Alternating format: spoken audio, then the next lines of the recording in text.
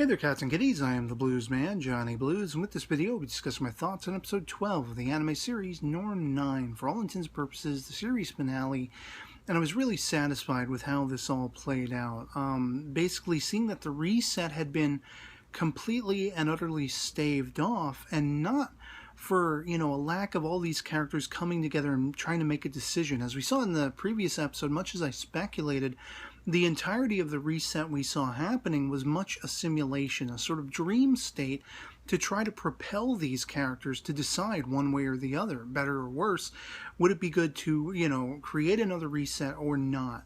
And it was something very much more personal, dialed directly to Koharu, who had seen this dream state, seen how everything had played out for everyone else, and she just was severely unhappy with that. The idea of being alone, the idea of life moving on without her, being lost and not being able to find Kakaru and everything like that.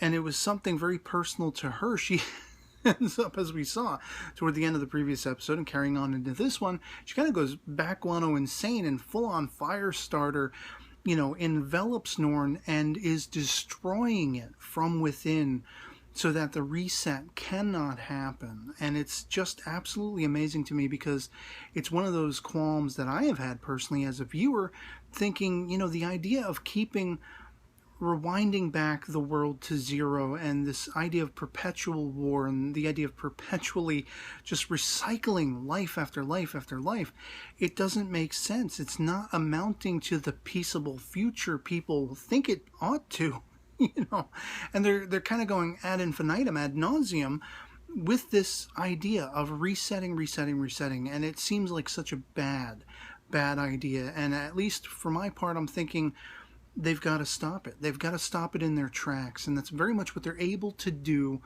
very literally destroying Norn from within. This sucker crashes and burns in this episode by the end. And it's quite interesting because, of course, we see a split between Koharu and Kakaru. They are very much the central figures, I think, all the way throughout the course of the series. We have, of course, other characters that we've dealt with and we've looked into the histories of, but at least from opening and closure points perspective, it's very much Koharu and Kakaru that begin the story and flesh it out by the end.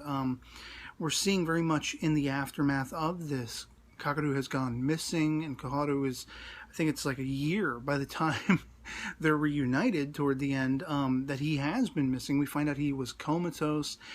He was rescued by Ron and, Natsuhiko. They were keeping an eye on him while he was in a coma. And eventually they do reunite, and that's very much the sentiment of closure by the end that I was hoping for. I was hoping to see both of them come together, and Kakaru basically asks Koharu to marry him, to take on his last name.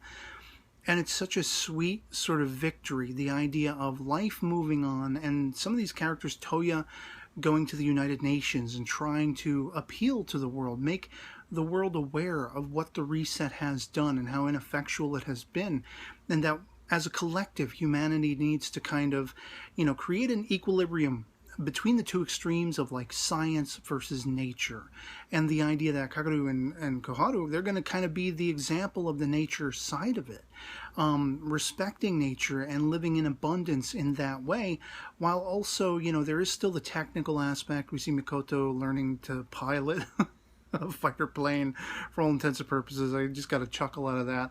Natsuhiko, guiding her along those lines, the idea of space travel. There is this great sense of humanity needing to utilize science and technology, but as well as that, accept nature and use nature for what it is. Live in abundance on the earth in as much peace as possible. Try to align our minds to the idea of ceasing the wars, ceasing the fighting, understanding we all come from the same place. This world is our hearth, And there is still that idea of reaching and hoping for the future, reaching for the stars, very literally in Mikoto's case, thinking of going to space one day and going to the moon and all these things. There are some really great commentary aspects by the end of this particular series that says we as people, if we hope and we dream and we hold on to those things, we hold on to the ideals of speaking to a peaceable future and coming together under the one sky we all share, You know, it's almost kind of like the hippie mentality, but it's such a great mentality, especially for younger viewers and things of that sort, watching a series like this. I mean, to embody the hope, the pledge, and the promise of a future united, of a future where we are, you know, using technology and science to expound, but also we're not, you know, sort of raping the nature that surrounds us. We're living in abundance amongst it and living mutually with it, and, you know, all that kind of stuff. I mean, there is maybe an idealism and a sort of fantasy aspect that is maybe not comparable to our real world, but it's still an aesthetic that I like. It's, you know, I'm reminded of being in elementary school and reading Superman stories, and,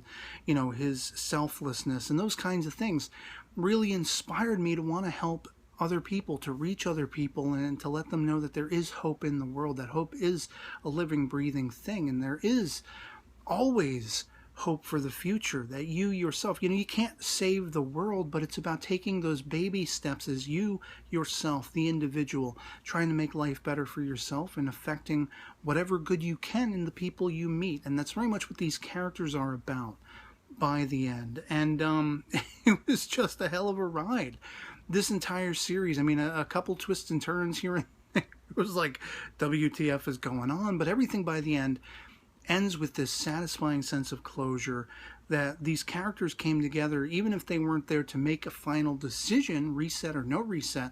You know, it was very much down to Koharu making the decision for everyone, but it was the best decision, and each of them now have lives to fulfill ahead of themselves, and they're all going to make the best, you know, steps forward that they can. And what more can you really ask for in the sense of a finale, in this grand scope of this story of, do we want to keep war perpetual? Do we want to keep time ad infinitum, you know, recycling and recirculating and never really growing beyond only so far as we've ever gotten before? And the idea of evolution and moving beyond and learning with every step forward being the much more beneficial sort of choice to make. I mean, it was awesome. You know, so I'd love to hear from you guys in the comments below what you thought of Norn9 series, you know, as a whole, the finale episode as well. Did you think it closed satisfyingly to your tastes? You know, anything goes in the comments below. Love it or hate it. I just love having that conversation. But yeah, at least for my part, I absolutely loved how this all wrapped up. And otherwise, that'll be pretty much it for me on this. Hope this video finds you well, and I'll catch you all later. Peace.